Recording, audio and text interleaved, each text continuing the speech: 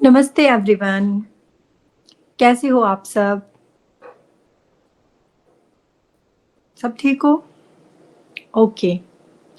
जैसा कि आप सभी को पता है, हमने पिछले कल अगस्त मंथ का करंट अफेयर स्टार्ट किया है, वीक 1 का।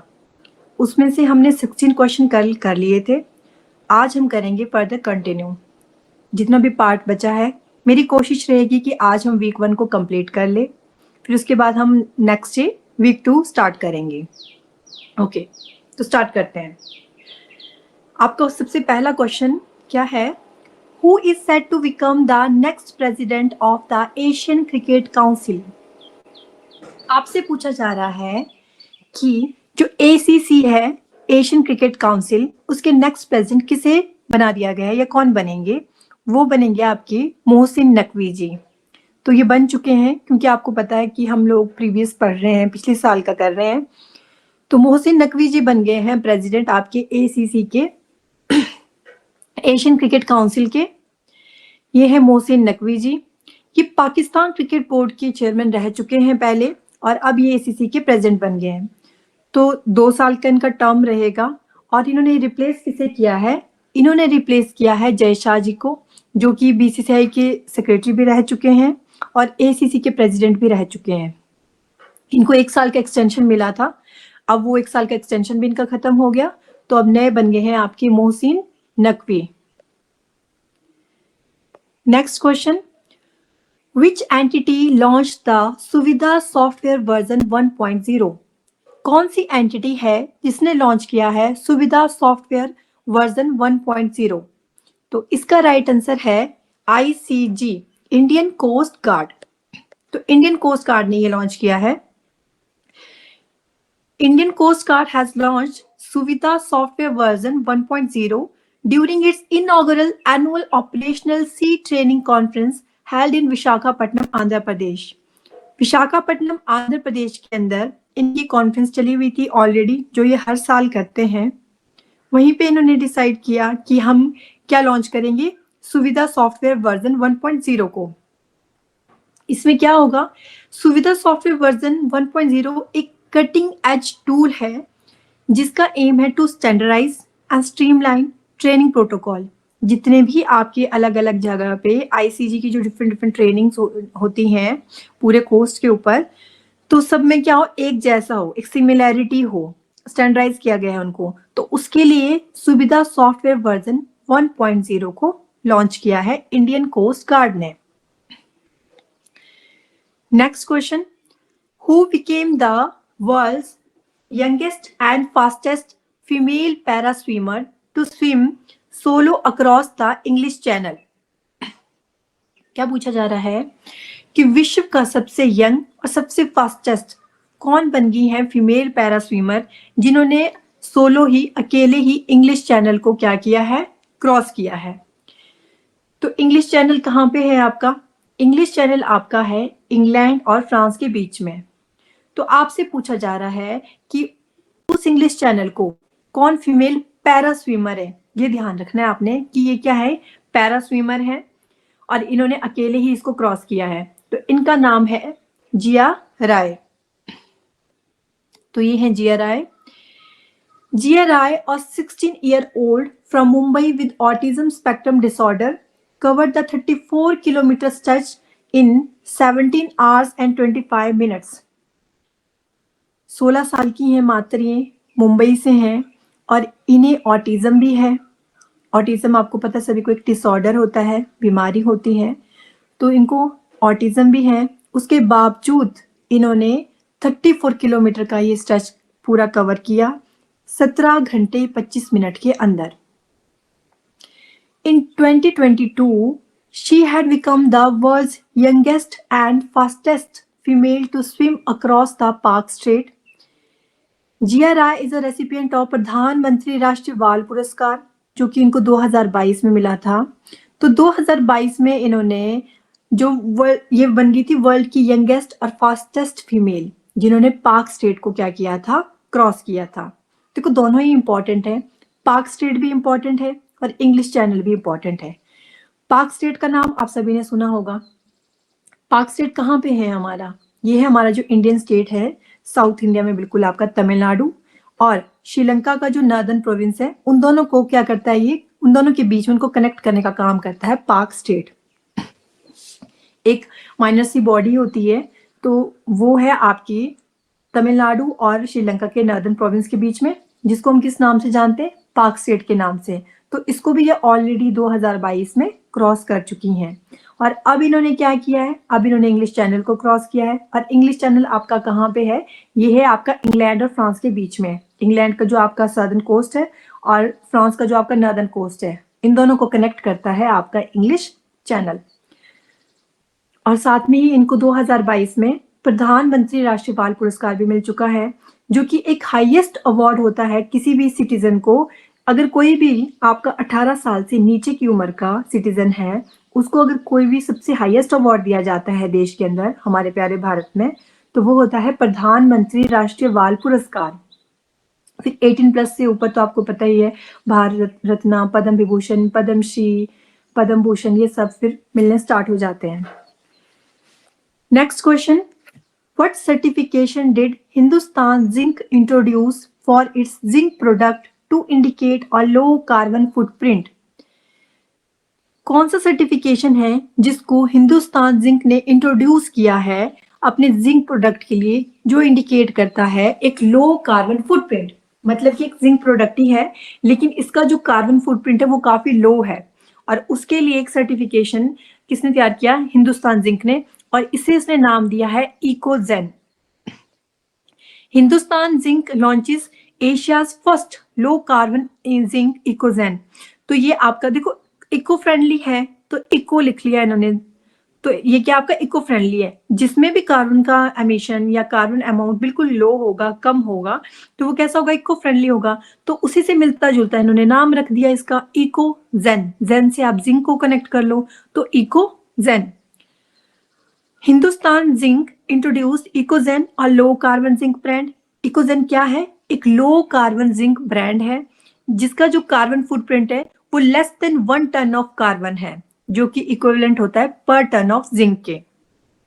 तो ये बन चुका है एशिया का first low carbon zinc brand. तो आपसे पूछा जाएगा कि इकोजेन क्या है, तो आपको पता होना चाहिए कि इकोजेन क्या है, लो कार्बन जिंक ब्रांड है और एशिया की सबसे पहली है।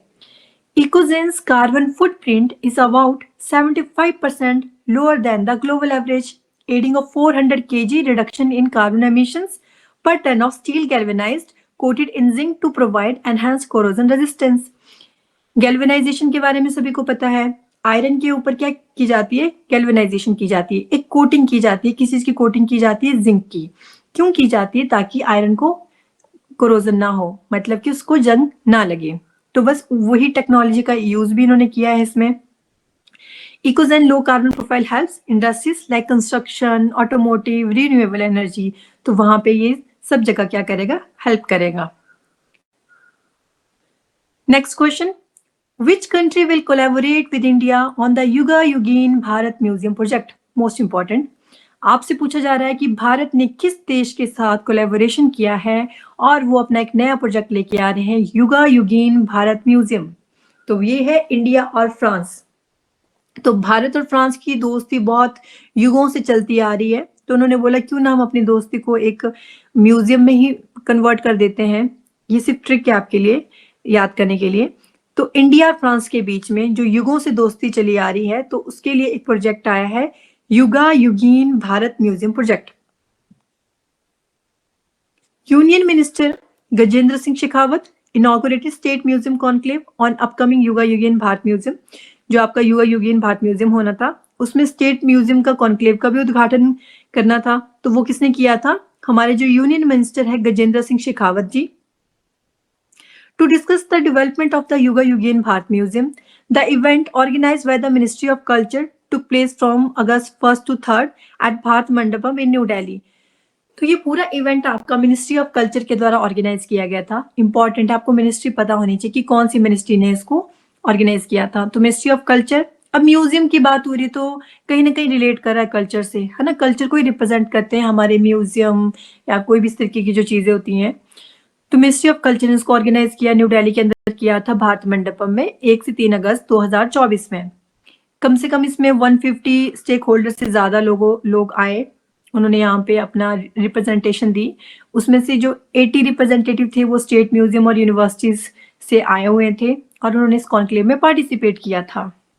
और लगभग 1,54,000 स्क्वायर मीटर को ये कवर करेगा और ये वर्ल्ड का सबसे बड़ा म्यूजियम बन जाएगा। तो लार्जेस्ट म्यूजियम जब ये पूरा कंप्लीट हो जाएगा यूगोगेन वाला, तो ये आपका वर्ल्ड का सबसे बड़ा म्यूजियम बनेगा। 1,54,000 स्क्वायर मीटर्स में, 1,54,000 स्क्वायर मीटर में ये आपका पूरा एरिया, इतना एरिया कवर करेगा और सबसे बड़ा बन जाएगा। ये कहीं ना कहीं बोलते जो फ्रांस के अंदर ऑलरेडी एक ऐसा ही मिलता जुलता प्रोजेक्ट चला है लॉवरे, तो उसी से ये क्या है आपका रिलेट कर रहा है। Next question, who was promoted to first place at the Belgian Grand Prix after the disqualification of George Russell? जो जॉर्ज रसल है, अगर आपको याद होगा हमने इन्हें पढ़ा था जॉर्ज रसल को जब हमने ऑस्टिन ग्रैंड प्रिक्स पढ़ी थी। तो ऑस्टिन ग्रैंड प्रिक्स को इन्होंने जीता था जॉर्ज रसल ने, लेकिन इनने था कि ठीक है मैंने ऑस्टिन तो जीती है, अब मैं वेल्जन भी जीत लूंगा। लेकिन इनकी जो गाड़ी होती है वो ओवरवेट मतलब आपकी उसका जो वेट जितना होना चाहिए उतना नहीं होता है, अंडरवेट निकलती है, तो जिस वजह से ये डिस्क्वालीफाई हो जाते हैं। अगर नहीं होते डिस्क्वालीफाई तो ये जीत जाते। अब ये डिस्क्वालीफाई हो गए तो उनकी जगह पे फिर जो सेकंड थे वो फर्स्ट प्लेस पे आ गए। तो वो कौन है आपकी, वो है Lewis Hamilton. Lewis Hamilton was promoted to first place, उनको प्रमोट कर दिया गया फिर फर्स्ट प्लेस के लिए, क्योंकि आपके जो जॉर्ज रसल थे मर्सिडीज के ड्राइवर, वो डिस्क्वालीफाई हो गए क्योंकि वो एक अंडरवेट कार को ड्राइव कर रहे थे। बाद में जब चेकआउट किया गया तो पाया गया कि उनकी जो कार है वो कैसी है, अंडरवेट है। Next question, what is money dysmorphia? ये बहुत इंटरेस्टिंग सा है। मनी डिस्मोर्फिया क्या होता है? इसका ऑप्शन होगा, इसका आंसर होगा option B, a distorted view of one's financial status often perceiving it as worse than it is. आपको लगता है किसी दूसरे को देख के कि आपका जो फाइनेंशियल स्टेटस है वो अच्छा नहीं है और दूसरे का ज्यादा अच्छा है, जो कि बहुत कॉमन चीज हो रही है। फॉर एग्जाम्पल, मैं फेसबुक चला रही हूँ, मैंने फेसबुक पे देखा मेरा कोई फ्रेंड है या कोई फ्रेंड है स्कूल टाइम के, तो उन्होंने बड़ी बड़ी गाड़ियां ले ली हैं या फिर वो दूसरी जगह पे घूमने जा रहे हैं, है ना। तो मुझे क्या हो गया, मुझे मनी डिस्मोर्फिया हो गया। इन एक्चुअल मेरी ठीक है, मेरा सब कुछ अच्छा है, फाइनेंशियल स्टेटस अच्छा है, सब कुछ अच्छा है, लेकिन उनको देख के मैं खुद को क्या कर रही हूँ, लो फील कर रही हूँ। वो होता है आपका मनी डिस्मोर्फिया। तो एक डिस्टॉर्टेड व्यू है one's financial status often perceiving it as worse than it is.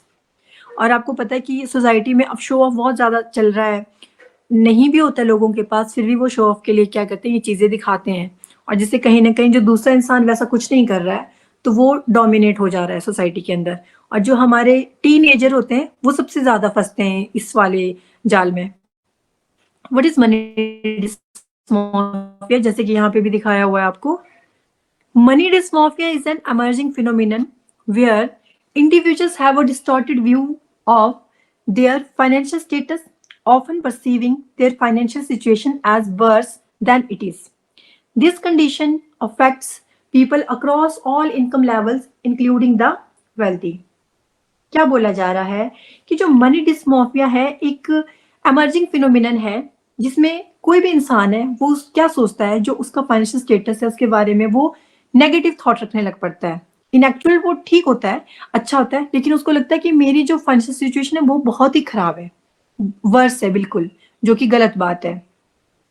और ये जो ऐसी कंडीशन होती है उन लोगों को ये प्रभावित कर रही हैं जो अच्छे हैं, मतलब कि इसमें अच्छे लोग हैं जिनके पास अच्छा पैसा है, फिर भी उनको देखा देखी में ये लग रहा है कि नहीं उनके पास कुछ भी नहीं है।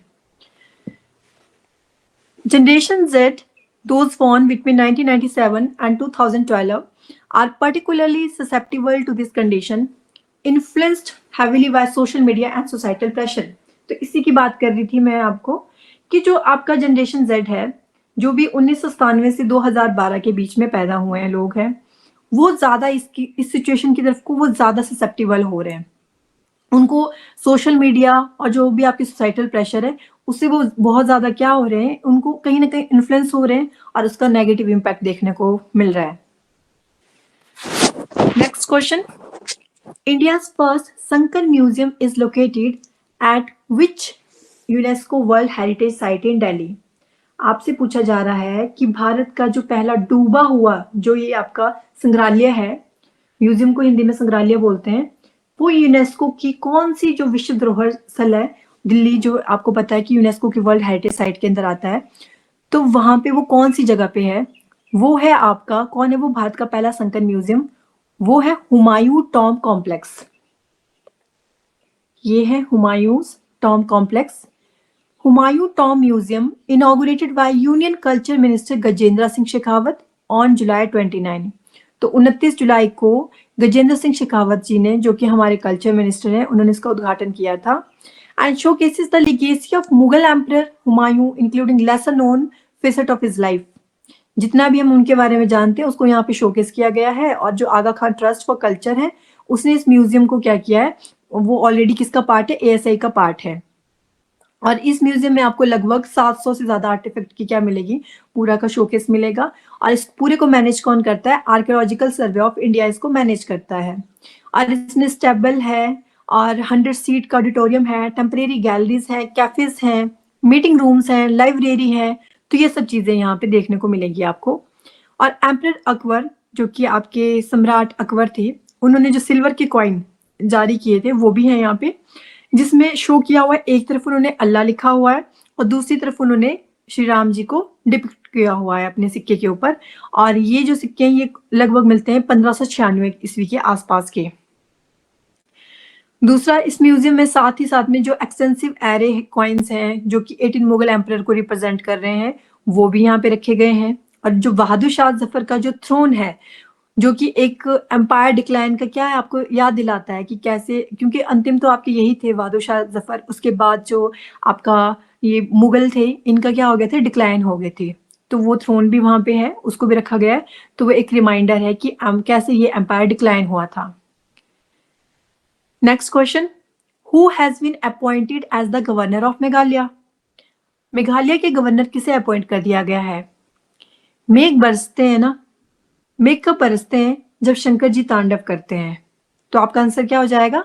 CH विजय शंकर। तो शंकर जी तांडव कर रहे हैं तो मेघ बरस रहे हैं, बहुत जोरों जोरों से बारिश हो रही है, बहुत जोरों जोरों से मेघ बरस रहे हैं।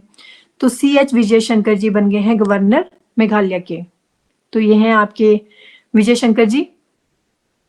अब साथ में ही जो नए गवर्नर, आपको पता है कि लास्ट ईयर 2024 में बहुत से गवर्नर थे जो हमारी प्रेसिडेंट द्रौपदी मुर्मू जी के द्वारा अपॉइंट किए गए थे, वो भी देख लेते हैं। उसमें सबसे पहले आपका राजस्थान के हरिभाव किशन राव भागड़े। राजस्थान में रेत ही रेत है और आप भाग रहे हो, भाग रहे करे जा रहे हो। हरिभाव को भी भगा रहे हो, कृष्ण राव को भी भगा रहे हो, सब भाग रहे हैं। तो ऐसे करके आप इसको कोरिलेट करके याद कर सकते हो कि राजस्थान के कौन है? हरिभाव किशन राव भागड़े। दूसरा तेलंगाना, तेलंगाना के बोले जिस जिसने तेल लगाया है सब यहाँ से चले जाओ, जिस जिसने तेल लगाया है सब यहाँ से चले जाओ। कौन बोल रहे हैं? तेलंगाना के गवर्नर। तो जिस जिससे जिष्णुदेव वर्मा, तेल से तेलंगाना। सिक्किम, सिक्किम के हैं ओम प्रकाश माथुर। आप मंदिर में गए हो, सिक्के चढ़ा रहे हो, और जैसे आप एक सिक्का चढ़ा रहे हो, आप सबसे पहले क्या बोल रहे हो? ओम। फिर एक सिक्का चढ़ा रहे हो, फिर ओम, दूसरा सिक्का चढ़ा रहे हो। तो ओम प्रकाश माथुर कहाँ के? सिक्किम के। झारखंड, संतोष कुमार गैंगवर, गैंग है एक, उनके बीच में वॉर हो गया है और जब वो लड़ रहे हैं आपस में तो कोई इधर झाड़ियों में गिर रहा है, कोई उधर झाड़ियों में गिर रहा है। तो गैंग वॉर से झारखंड, झाड़ियों से झारखंड। तो झारखंड के हैं आपके संतोष कुमार गैंग वॉर।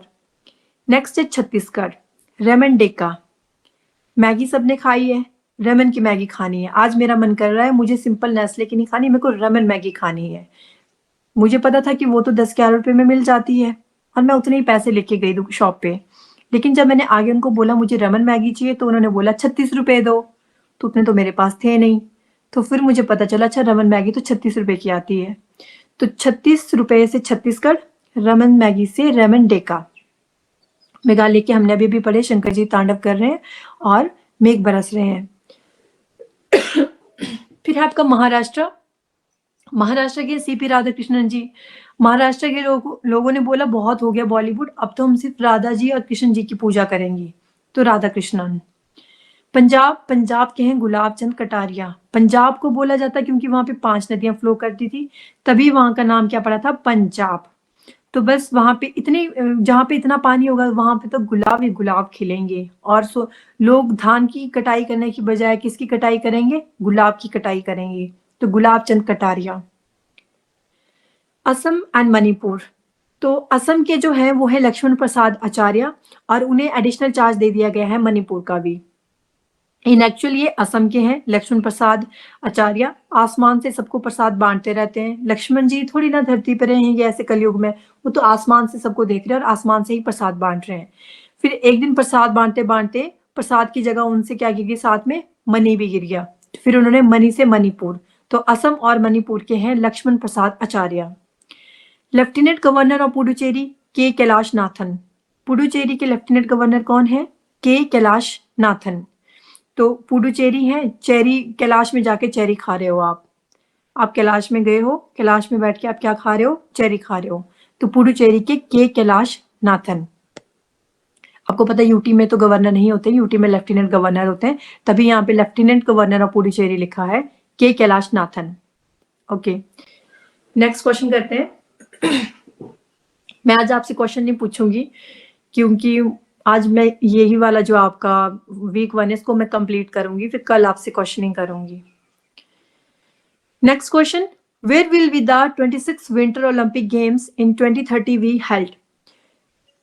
आपसे पूछा जा रहा है कि जो 26वें नंबर का 26 नंबर का जो विंटर ओलंपिक गेम्स हैं 2030 के, वो कहाँ पे होंगे। तो वो होंगे द फ्रेंच एल्प्स में। देखो 2 ओलंपिक्स होते हैं, एक आपका समर होते हैं, एक विंटर होते हैं। समर और विंटर के बीच में 2-2 का गैप होता है, ठीक है, मतलब कि 2-2 साल का गैप होता है। और ये आपके 2030 में होंगे। और कौन से नंबर का होगा, 26 विंटर ओलंपिक गेम्स। और खुद इनके बीच में कितने साल का गैप होता है, समर ओलंपिक 4-4 साल के बाद आएंगे, वैसे ही विंटर भी 4 साल के बाद आएंगे। क्योंकि समर अगर मान लो 2024 में हुए हैं तो 2026 में फिर 2 साल के बाद विंटर होंगे, फिर 2 साल के बाद समर होंगे। तो ऑटोमेटिकली समर ओलंपिक के बीच में 4 साल का गैप आ रहा है, वैसे ही विंटर के बीच में आ रहा है। लेकिन समर और विंटर का देखा जाए तो 2-2 साल के गैप के बीच में हो रहे हैं ये। तो 26 नंबर का जो विंटर ओलंपिक गेम्स हैं जो कि 2030 में होंगे, ये कहाँ पे होंगे, the French Alps. The International Olympic Committee announced that the 26 Winter Olympic Games 2030 will be attributed to the French Alps. France will host the Winter Game for the 4th time in history after 1924, 1968, 1992. तो इससे पहले भी France 3 बार, French एल्प यहाँ France को ही बोला गया ना, तो फ्रांस ने इससे पहले भी 3 बार होस्ट किया है विंटर गेम्स को। अब ये 4th टाइम होगा 2030 में जब ये दोबारा से विंटर ओलंपिक गेम को क्या करेंगे, होस्ट करेंगे। और कौन से नंबर के होंगे, 26 नंबर के विंटर ओलंपिक होंगे आपके 2030 में। और जो नेक्स्ट विंटर गेम्स हैं जो कि आपके कहाँ पे होंगे, अभी 26 में होने हैं। आप सबको पता है पेरिस ओलंपिक हुए 2024 में, कौन से थे वो, समर ओलंपिक्स थे, है ना। तो समर ओलंपिक अगर 24 में हुए हैं तो 2 साल के बाद कौन से होंगे, विंटर होंगे 26 में। इसका मतलब ये हुआ 26 में आपके क्या होंगे, विंटर ओलंपिक गेम्स होंगी। तो 2 साल के बाद 28 में क्या होंगे, दोबारा से समर ओलंपिक हो जाएंगे। फिर 28 के बाद फिर से अगेन 2 साल के बाद क्या आ जाएंगे, समर हो गए अगर 28 में, तो विंटर हो जाएंगे। तो वही है आपका। तो 26वें नंबर के जो विंटर ओलंपिक गेम है वो 2030 के आपका फ्रांस करेगा होस्ट। और जो 2026 में आपके विंटर गेम होने हैं उसको कौन करेगा, उसको करेगी आपकी इटली के 2 शहर है, मिलान एंड कॉर्टिना डी एम्पेजो, तो वो उसे होस्ट करेंगे। कंफ्यूज मत होना समर ओलंपिक और विंटर ओलंपिक में, एक सेकेंड में आपको बताती हूँ।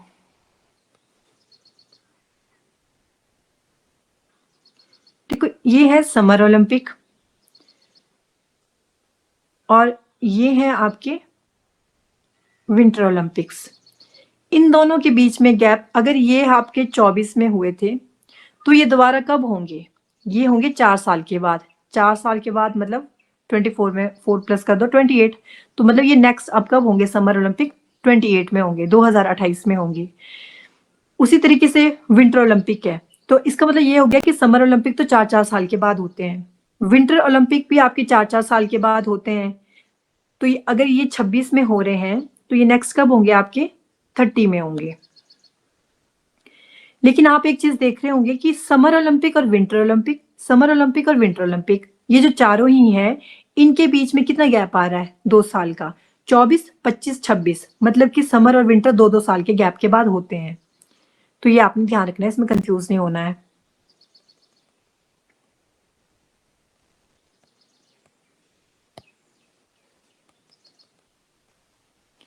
और यही चीज आपको बोलेगी है यहाँ पे कि 2023 के होंगे फ्रांस में और 2026 के होंगे विंटर गेम कहाँ पे, इटली के ही शहर मिलान और कॉर्टिना डीएम्पेजो में।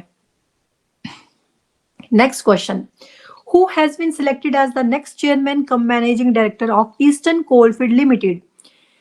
आपसे पूछा जा रहा है जो आपकी कौन सीएमडी बन गए हैं ईस्टर्न कोलफील्ड लिमिटेड के। ईस्टर्न कोलफील्ड, देखो कोलफील्ड में कोई जाना चाहेगा? मैं तो नहीं जाना चाहूंगी, है ना, कोई भी नहीं जाना चाहेगा। सिर्फ एग्जाम्पल के लिए जब जाना पड़ेगा तो सब जाएंगे, लेकिन कोई किसी को बोलेंगे जाओ कोलफील्ड में जाओ, वहां पे कोयले का काम चला हुआ है, कोई जाना चाहेगा? नहीं जाना चाहेगा। तो आप क्या कर रहे हो, सतीश नाम का लड़का, उसको जबरदस्ती बोल रहे जा जा जा कोलफील्ड में जा, जबरदस्ती भेज रहे हो। अच्छा अगर तुम चले जाओगे मैं तुमको सीएमडी बना दूंगा, ऐसे बोल रहे हैं हम सब उसको, सतीश को। तो सतीश झा जी बन गए हैं आपके सीएमडी किसके, ईस्टर्न कोलफील्ड लिमिटेड के।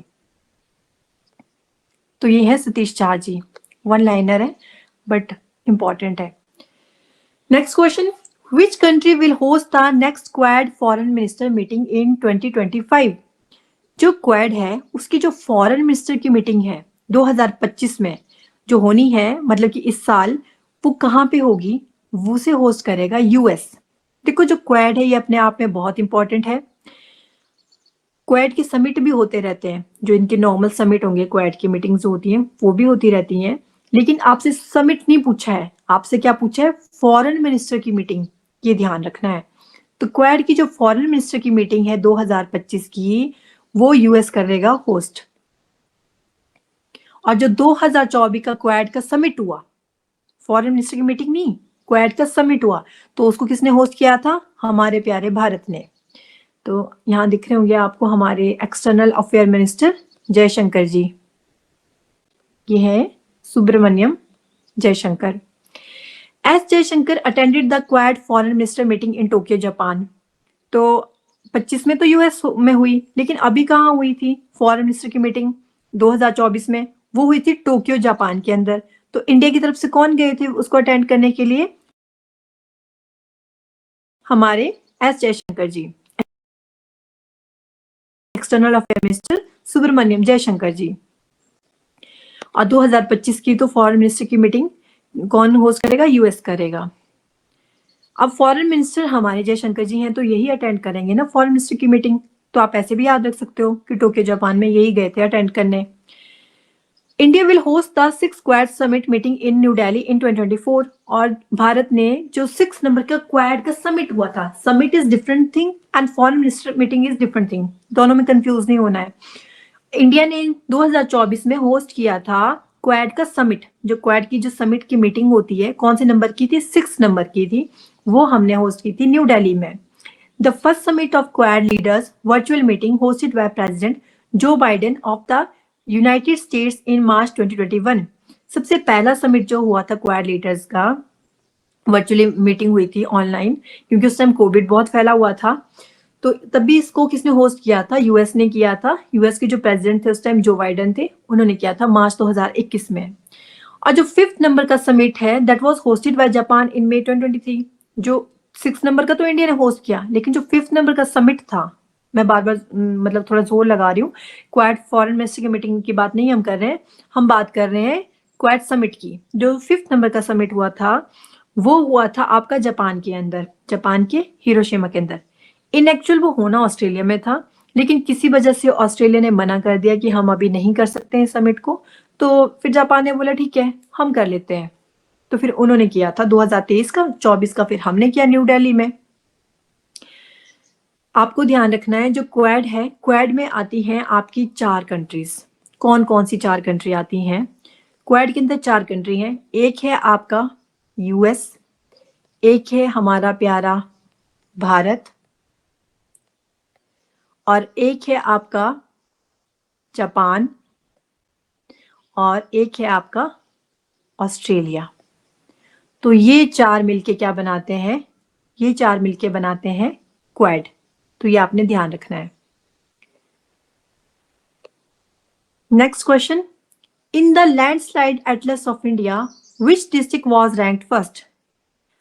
पूछा जा रहा है कि भारत का जो लैंडस्लाइड एटलस है उसमें कौन सी डिस्ट्रिक्ट है जिसने फर्स्ट स्थान पे रही है। तो इसमें कोई अच्छी बात नहीं है कि फर्स्ट नंबर पे आई है। फर्स्ट नंबर पे आने का मतलब बहुत खराब चीज है। लैंडस्लाइड एटलस का मतलब भारत का वो कौन सी डिस्ट्रिक्ट है जहां पे सबसे ज्यादा लैंडस्लाइड का खतरा है। तो वो है आपकी रुद्रप्रयाग। रुद्रप्रयाग कहाँ है? आपकी उत्तराखंड के अंदर है, जिसको हम उत्तरांचल भी बोला करते हैं। तो ये है आपका रुद्रप्रयाग, आपको दिख रहा होगा यहाँ पे मैप में। ये जितने भी एरिया आपको दिख रहे हैं यहाँ पे, पुलवामा, राजौरी, टिहरी गढ़वाल, रुद्रप्रयाग और साथ में कोझिकोड, मल्लापुरम, थ्रिसूर, पलक्कड़, ये सारे आपके ऐसे एरिया है जहाँ पे लैंडस्लाइड जो रिस्क एक्सपोजर है वो बहुत ज्यादा है। और आप एक चीज देख सकते हो कि जो रुद्रप्रयाग वाला रीजन है इसमें सबसे ज्यादा है। और दूसरे नंबर पे है टिहरी गढ़वाल, फिर राजौरी है, फिर थ्रिसूर है, फिर पुलवामा है, फिर पलक्कड़ है, फिर मालापुरम है। ठीक है, south district, east district, Kozhikode. तो रुद्रप्रयाग में तो बहुत ही ज्यादा है। Rudraprayag in Uttaranchal was rank first on ISRO landslide atlas. दूसरा आपके लिए ये एटलस इंपॉर्टेंट क्यों हो जाता है? क्योंकि इसको कौन रिलीज करता है? इसरो। तो इसरो करता है लैंडस्लाइड एटलस को रिलीज। तो उन्होंने बोला है रुद्रप्रयाग नंबर 1 पे सबसे ज्यादा खतरा है यहाँ पे। National level database created by the ISRO in 2023 based on exposure to landslides in terms of key socio-economic parameters। कुछ पैरामीटर्स होते हैं, उनको वो मेजर करते हैं, उसके बेस पे वो पूरा बताते हैं कि कहाँ पे किस एरिया में सबसे ज्यादा लैंडस्लाइड आ सकता है। In ranking 147 districts in India for their exposure to landslides in terms of key socio-economic parameters, 13 of Kerala district feature in the top 50। तो बड़ी शॉकिंग सी बात है कि केरल डिस्ट्रिक्ट के 13 आपकी ऐसी डिस्ट्रिक्ट हैं जिन्होंने टॉप 50 में मतलब आई हैं। मतलब कि केरल का रीजन भी सेफ नहीं है, वहां पे भी लैंडस्लाइड के बहुत ज्यादा क्या है चांसेस हैं। वो भी आपकी 13 डिस्ट्रिक्ट ऐसी बताई हैं टॉप 50 में आई हैं। जैसे कि वायनाड है, ये भी केरल में आता है, ये इसका रैंक रहा है 13। देन थ्रिसूर, पलक्कड़, मलप्पुरम, कोझिकोडे, तो इनका रैंक रहा है 3rd, 5th, 7th and 10th। तो ये अच्छा नहीं है। ये भी यहाँ पे भी क्या है आपके ज्यादा चांसेस है लैंडस्लाइड के। तो इसरो डाटाबेस कवर करता है सीजनल, कैसा किस सीजन में कौन सी जगह में कितना फ्लड आता है, क्या होता है, कैसा वहां का वेदर रहता है, and event west and route wise landslide inventories, इन सब चीजों को ये क्या करते हैं, देखते हैं, असेस करते हैं, उसके बेस पे अपना डाटा पूरा तैयार करते हैं और फिर आपको बताते हैं कि कौन कितने खतरे में है। Next question, with reference to international tiger day which of the following statement is correct? आपको पूछा जा रहा है जो इंटरनेशनल टाइगर डे है उसके पर्पस में आपको दी है यहाँ पे 4 स्टेटमेंट, इसमें से कौन सी स्टेटमेंट करेक्ट है? पहली स्टेटमेंट है international tiger day was established in 2010। बिल्कुल सही बात है। आपके रशिया के अंदर 29 ऑफ जुलाई को 2010 में ये पूरा चल रहा था और वहां पे बोला गया कि ठीक है हम क्या करेंगे, हर साल इंटरनेशनल टाइगर डे सेलिब्रेट किया करेंगे 29 ऑफ जुलाई उनको बोला ठीक है। तो 2010 में ये स्टेटमेंट करेक्ट है। नेक्स्ट स्टेटमेंट है there are 54 tiger reserves in India. गलत है ये, अब 55 टाइगर रिजर्व्स हैं। International tiger day celebrated on July 28। तो मैंने आपको अभी बताया 28 नहीं होगा, 29 होगा। Project tiger was launched in 1977। बिल्कुल गलत है। वाइल्ड लाइफ प्रोटेक्शन एक्ट कब आया था? 1972 में आया था। उसके अगले साल ही प्रोजेक्ट टाइगर लॉन्च हुआ था आपका, 1973 होगा इसका। International tiger day was established in 2010 and 29 जुलाई को होता है इंटरनेशनल टाइगर डे। क्यों मनाते हैं? To raise global awareness about tiger conservation and the threats faced by these endangered animals. ये एंडेंजर्ड कैटेगरी में आते हैं और जो भी ये थ्रेट फेस कर रहे हैं इनकी जो मात्रा घट रही है, ताकि इनको हम कंजर्व कर सके, तब हमने क्या सेलिब्रेट करना है, इंटरनेशनल टाइगर डे मनाना है हर साल 29 ऑफ जुलाई को। सबसे पहले ये समिट कहाँ पे हुआ था? सेंट पीटर्सबर्ग टाइगर समिट जब चल रहा था वहां पे बोला गया कि ठीक है हम 2010 में डिक्लेयर हुआ कि हम हर साल 29 जुलाई को इंटरनेशनल टाइगर डे मनाएंगे। टाइगर का साइंटिफिक नेम होता है पैंथेरा टाइग्रिस और जो इंडिया में पाया जाता है उसका साइंटिफिक नेम होता है पैंथेरा टाइग्रिस टाइग्रिस। IUCN का स्टेटस क्या है? एंडेंजर कैटेगरी में। ये बहुत इंपॉर्टेंट है, आपको अपने हिमाचल के भी पता होना चाहिए और भी कुछ जो भी एनिमल या कोई भी चीज जो आपकी न्यूज में रहती है ये पता होना चाहिए कि उनको IUCN का कौन सा स्टेटस मिला है। तो ये एंडेंजर्ड कैटेगरी में आता है। जैसे स्नो लेपर्ड हमारे वल्नरेबल में आते हैं और ये एंडेंजर्ड में आते हैं टाइगर, और साइट्स के अपेंडिक्स 1 में आते हैं ये। प्रोजेक्ट टाइगर आया था 1 अप्रैल 1973 को।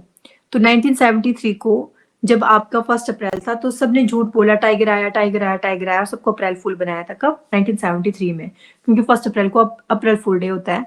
तो ऐसे छोटी सी स्टोरी याद रखोगे तो आपको फिर पूरा एग्जैक्ट डेट याद हो जाएगी, 1 अप्रैल 1973। टाइगर की पॉपुलेशन इंडिया के अंदर कितनी है? 3682। India is now home to 75% of tigers in the world. Bharat अब आपका विश्व के अंदर जितने भी टाइगर पाए जाते हैं उसमें से 75% जो टाइगर है सिर्फ और सिर्फ हमारे भारत में पाए जाते हैं। इंपॉर्टेंट है, सिर्फ और सिर्फ इंडिया में 75% टाइगर होते हैं वर्ल्ड के। और टोटल पॉपुलेशन आपने याद रखनी कितनी है अभी प्रेजेंट में इंडिया के अंदर टाइगर की? 3682, 3682।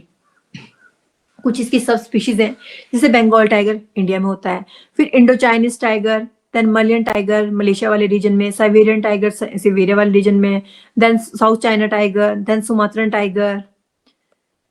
Next question, who has been appointed as the head of the panel for reservation of OBCs in urban local bodies by the Jammu and Kashmir government? आपसे पूछा जा रहा है जो ओबीसी हैं उनको रिजर्वेशन की बात की गई है। कहाँ पे उनको रिजर्वेशन देना है? अर्बन लोकल बॉडीज में। लेकिन कहाँ पे? जम्मू एंड कश्मीर में। तो जम्मू कश्मीर की गवर्नमेंट ने बोला कि जो अर्बन लोकल बॉडीज हैं, जो भी आपकी म्यूनिसिपल होती हैं और जो भी आपकी पंचायत सिस्टम होता है, उसके अंदर जो ओबीसी है उनको रिजर्वेशन देना है, ये बात की गई। उसके लिए एक हेड रखे गए। तो हेड कौन थे इसके? हेड थे जनक राज कोटवाल, जस्टिस रिटायर्ड जनक राज कोटवाल जी। कोट वोट पहन के आए वो, बोला ठीक है मैं बताता हूँ कितना मुझे एक्सपीरियंस है, मैं बताता हूँ कितना इनको रिजर्वेशन मिलना चाहिए। देखो, जे से जम्मू कश्मीर और जे से जनक राज, तो ऐसे भी याद रख सकते हो आप, जनक Raj Kotwal. Jammu and Kashmir appoints Justice retired Janakraj Kotwal as head of the panel for reservation of OBCs in local bodies. For recommending percentage of reservations to OBCs in local bodies, urban and rural of Jammu and Kashmir, in 2023, the Parliament made amendments in Jammu and Kashmir reservation law of recognising weak and underprivileged classes, social caste as other backward classes. बोला जा रहा है 2023 में parliament ने कुछ amendment लेके आए थे और जम्मू कश्मीर में ये चीज हुआ कि जो वहां के वीक और अंडर प्रिविलेज क्लासेस थे जिनको सोशल कास्ट बोला जाता था, उनको क्या नाम दे दिया गया? उनको रिक्वेस्ट कर दिया गया ओबीसी। मतलब जो आज की डेट में जम्मू कश्मीर के अंदर ओबीसी कैटेगरी में आते हैं, पहले वो किस में आते थे? Weak and under privilege classes बोला जाता था और सोशल कास्ट के अंदर आते थे वो। फिर फर्दर उन्हीं का नामकरण कर दिया गया OBC. Later in February 2024, the Parliament amended the Jammu and Kashmir municipal and panchayat laws to facilitate reservation of OBC in local body of the Union Territory. तो सिंपल सी बात है, आपने इतना सा याद रखना है कि जो ओबीसी हैं जम्मू एंड कश्मीर के अंदर, पहले उन्हें बोला जाता था weak and under privilege classes या सोशल कास्ट, और उनके लिए कमेटी बैठी थी, पैनल बैठा था जिसमें बोला गया कि जो जम्मू कश्मीर के अंदर अर्बन लोकल बॉडीज हैं वहां पे जो ओबीसी हैं उनको क्या दिया जाना चाहिए? रिजर्वेशन देना चाहिए। उसके लिए कमेटी बैठी, उनके हेड कौन बने आपके? जे से जम्मू कश्मीर, जे से Janak Raj Kotwal. Next question, who is the author of the memoir breaking rocks and barriers? क्या बोला जा रहा है कि एक मेमोयर है ब्रेकिंग रॉक्स एंड बैरियर्स, उसके ऑथर कौन है? तो उसके ऑथर हैं सुदीप्ता सेन गुप्ता जी। सुदीप्ता सेन गुप्ता जी एक माउंटेनियर है, वो पहाड़ चढ़ते हैं और जब वो पहाड़ चढ़ते हैं तो रास्ते में बहुत बड़ी बड़ी चट्टानें आती हैं, वैरियर आते हैं, लेकिन वो हर एक पहाड़ को, हर एक वैरियर को तोड़ते हुए, काटते हुए आगे बढ़ते जाते हैं।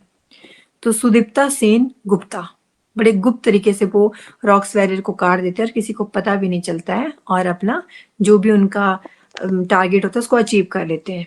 तो ब्रेकिंग रॉक्स एंड वैरियर के ऑथर है सुदीप्ता सेन गुप्ता जी। ये है सुदीप्ता सेन गुप्ता जी और ये है इनकी बुक का cover page. Sen Gupta was part of the third Indian expeditions to Antarctica that ran from December 3rd to 1983 to March 25, 1984. तो ये साथ ही में जो आपका थर्ड इंडियन एक्सपेडिशन था अंटार्कटिका के लिए, जो आपका 3 दिसंबर 1983 से 25 मार्च 1984 तक चला था, उसकी भी क्या थी, ये पार्ट थी। तो ये भी उसमें साथ में टीम में एक हिस्सा थी, उसका मेंबर थी। Next question, what is the theme of the postage stamp set issued by Lao PDR featuring Shri Ram Lalla and lord Buddha? आपको पता है पिछले साल 2024 में हमने अयोध्या में राम जी का मंदिर बनाया, तो वो न्यूज में था। तो फिर हमारे राम जी की हमने वहां पे आपका जो स्टेचू है वो भी हमने लगाया। तो फिर उसके बाद जो लाओस है, हमारे पड़ोसी देश, पड़ोसी बोल सकते हो एक तरह से क्योंकि एशिया कॉन्टिनेंट के ही अंदर आता है, वो भी वहां पे राम जी की पूजा करते हैं। जैसे हमारे यहाँ पे रामायण है, उनके रामकेन है। तो उन्होंने क्या किया है, 2 पोस्टेज स्टैंप मतलब 2 डाक टिकट लॉन्च किए हैं। किसने? लाओ पीडीआर ने। तो लाओस का ही ऑफिशियल नेम है लाओ पीडीआर। तो उन 2 जो स्टैंप है, एक स्टैंप के ऊपर इन्होंने हमारे अयोध्या के श्री राम लल्ला जी को इन्होंने क्या किया है, पूरा मतलब उनकी फोटो लगाई है, और एक पे इन्होंने लॉर्ड बुद्धा की लगाई है। तो थीम क्या रही, क्या लग रहा है आपको? यही लग रहा है ना आपको कि जो लाओ है और इंडिया है, इन दोनों का जो ये सेलिब्रेट कर रहे हैं, ये भी खुशी मना रहे हैं हमारे साथ। क्यों? हमारा जो कल्चरल हेरिटेज है वो दोनों का सिमिलर है। हम भी राम जी को मानते हैं, ये भी राम जी को मानते हैं। तो इसलिए इसकी थीम क्या रही? Celebrating shared cultural heritage of Lao PDR and India. Lao issues world's first ever stamp depicting Shri Ram Lalla of Ayodhya. जैसे आप देख भी सकते हो, ये है इनकी पोस्टल स्टैम्प लाओ पीडीआर की, और इस तरीके से इन्होंने हमारे राम जी को लगाया है। लाओ पीडीआर की फुल फॉर्म क्या होती है? पूरा ऑफिशियल नेम है लाओस का, इन शॉर्ट आप लाओस सुनते हो, लेकिन पूरा नाम क्या है इसका? लाओ पीपल्स डेमोक्रेटिक रिपब्लिक। लाओ पीपल्स डेमोक्रेटिक रिपब्लिक। और एक्सटर्नल अफेयर मिनिस्टर जो जयशंकर जी हैं, वो वहां पे गए थे और उन्होंने ही इसको अनवील किया। ये जो आपकी पोस्टेज स्टैंप है, इसको अनवील करने का काम किसने किया? हमारे एक्सटर्नल अफेयर मिनिस्टर जयशंकर जी ने। वो गए हुए थे लाओस और उनको बोला आप ही इसको क्या कर दो, अनवील कर दो। The stamp set consist of 2 distinct stamps. 2 अलग अलग स्टैम्प है। एक में लॉर्ड बुद्धा जी हैं इन्होंने बनाए हो, एक में राम जी बनाए हैं। लॉर्ड बुद्धा भी कौन से हैं बोलते हैं? जो लुआंग प्रवांग में हैं। और लुआंग प्रवांग हुआ करती थी लाओस की पुरानी कैपिटल। प्रेजेंट में तो वियनशियन है, लेकिन जो पुरानी कैपिटल थी आपकी लाओस की, वो थी लुआंग प्रवांग। तो वहां पे लॉर्ड बुद्धा जी की जो आपकी ऑलरेडी जो वहां पे स्टैचू है, उसी की ही इन्होंने क्या किया है, इमेज लगा दी है आपकी पोस्टेज स्टैंप में, और दूसरी इन्होंने लगा दी है श्री राम जी की। और ये जो लुआंग प्रवांग है, ये साथ ही में एक बहुत ही फेमस बुद्धिस्ट साइट भी है। लाओस में रामायण को जाना जाता है रमकैन के नाम से, या स्टोरी ऑफ फरा लख फरा राम, ये नाम देते हैं। ये स्टोरी ऑफ फरा लाख फरा राम, या फिर रमकेन बोलते हैं। थीम क्या रही इसकी? अभी अभी हमने पढ़ा कि सेलिब्रेट कर रहे हैं शेयर्ड कल्चर हेरिटेज को लाओ पीडीआर और इंडिया के बीच में, और ये सिंबलाइज कर रहे हैं हमारा कितना अच्छा हिस्टोरिकल टाई रहा है बहुत पुराने वक्त से। तो ये बात कर रहे हैं आपस में लाओ और इंडिया, और इन्होंने ये थीम रख दी। अब भारत की तरफ से लाओस में कौन एम्बेसडर हैं? तो वो हैं प्रशांत अग्रवाल जी। इंडिया ने बोला प्रशांत जी को, आप अगर वगर मत करिए, शांत हो जाइए, हम आपको लाओस भेज रहे हैं। प्रशांत जी बोल रहे थे कि मुझे लाओस जाना है, मुझे लाओस जाना है, सर प्लीज मुझे आप लाओस के लिए एम्बेसडर बना दीजिए, क्योंकि मैंने सुना है वहां पे भी राम जी की पूजा करते हैं और ऐसे ऐसे उन्होंने स्टैंप लॉन्च की है, तो मेरे को भी जाना है। तो उन्होंने बोला ठीक है, शांत हो जाइए, शांत हो जाइए, अगर वगर कुछ नहीं हो रही है, आपको भेजते हैं। तो प्रशांत अग्रवाल जी हैं आपके India's ambassador to Laos. Capital कहाँ है लाओस की? वियनशियन। और करेंसी क्या है? लाओ किप। तो ये है आपका लाओस। बिल्कुल देखिए, आपका यहाँ जैसे आपका इंडिया है, और यहाँ पे आपका क्या है, इंडिया का ही पार्ट आता है आपका ईस्ट वाला, है ना, नागालैंड, मणिपुर, मिजोरम, और ये बॉर्डर बनाता है किसके साथ? म्यांमार के साथ। और यहाँ पे आता है आपका ये वाला एरिया लाओस का। फिर ये कंबोडिया है, थाईलैंड है, वियतनाम है, देन चाइना है। तो ये सब एशिया कॉन्टिनेंट के अंदर आते हैं। Next question, where will India's first ever night street racing event be held? क्या बोला जा रहा है कि भारत का पहला नाइट स्ट्रीट रेसिंग कहाँ पे होने जा रही है। रेसिंग होती है लेकिन नाइट स्ट्रीट रेसिंग वो कहाँ पे होगी, तो ये भारत के ही अंदर होने जा रही है और साउथ इंडिया में। साउथ इंडिया में कहाँ पे, चेन्नई के अंदर होगी ये आपकी, कि रात में भी क्या करेंगे, स्ट्रीट में आपकी कार रेसिंग होगी, तो चेन्नई के अंदर होगी। कुछ इस तरीके से आप देख सकते हो। India's first ever night street racing event to be held in Chennai, Tamil Nadu. Indian Racing Festival अगस्त 30 टू सितंबर 1 2024। तो ये हो चुका है, ये रेसिंग फेस्टिवल हुआ है आपका 30 अगस्त से सितंबर 2024 के बीच में, और इसमें रात को भी क्या हुई थी, स्ट्रीट रेसिंग हुई थी।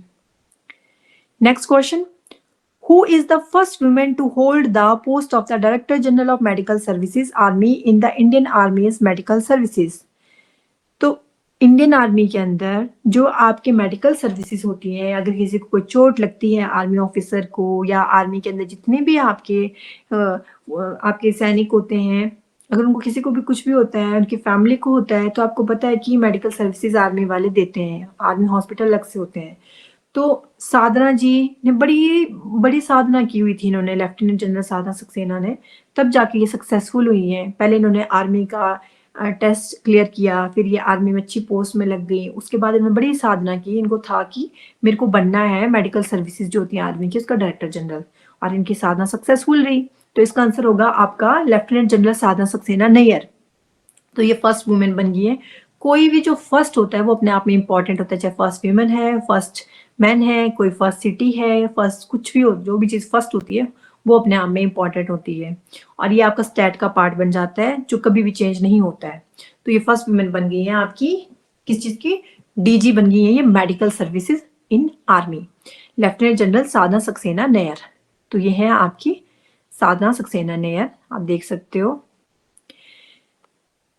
Lieutenant general Sadhana Saxena Nair assumed the office of the director general of medical services 1 अगस्त 2024 से इन्होंने अपना कार्यभार संभाल भी लिया है। नेक्स्ट क्वेश्चन है, who took charge as the chairperson of the union public service commission.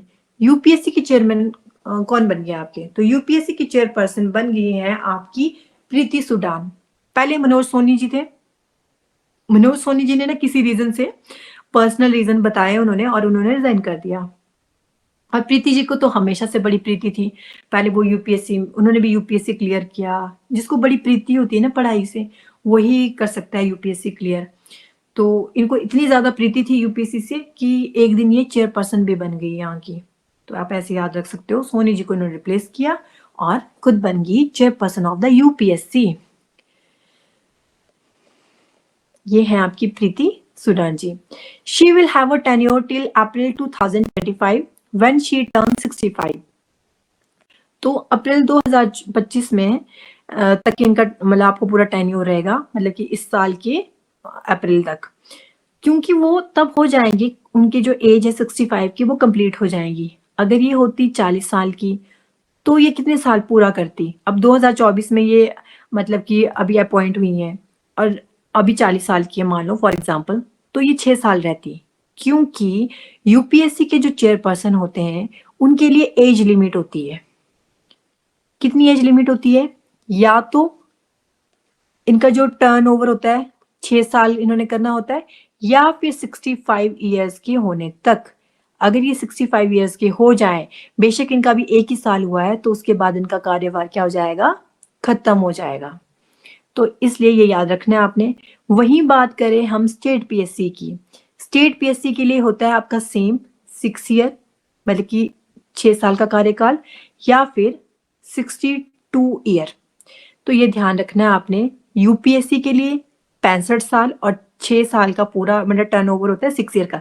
जैसे देखिए हमारे देश के प्रधानमंत्री हैं, वहां पे एज लिमिट नहीं है, वहां नहीं दिया है आपका कि आप 60 साल तक ही प्रधानमंत्री बन सकते हो। अगर कोई 58 साल की उम्र में प्रधानमंत्री बनेंगे तो वो 2 साल, वो तो 5 साल का कार्यकाल पूरा नहीं कर पाएंगे। कार्यकाल कितना होता है उनका, 5 साल का होता है। तो वहां पे एज लिमिट नहीं दी है कि 65 ईयर 70 ईयर, वहां से कितना लिखा है 5 साल का कार्यकाल। लेकिन यहाँ पे इन्होंने एज भी मेंशन की हुई है। कार्यकाल तो बता दिया 6 साल का है, चाहे स्टेट का हो चाहे यूपीएससी का हो, लेकिन साथ में एज मेंशन कर दिया यूपीएससी के लिए 65 साल से अगर आप ऊपर हो जाते हो या 65 साल के हो जाते हो फिर आपका कार्यकाल खत्म हो जाएगा। और वैसे ही स्टेट के लिए है 62।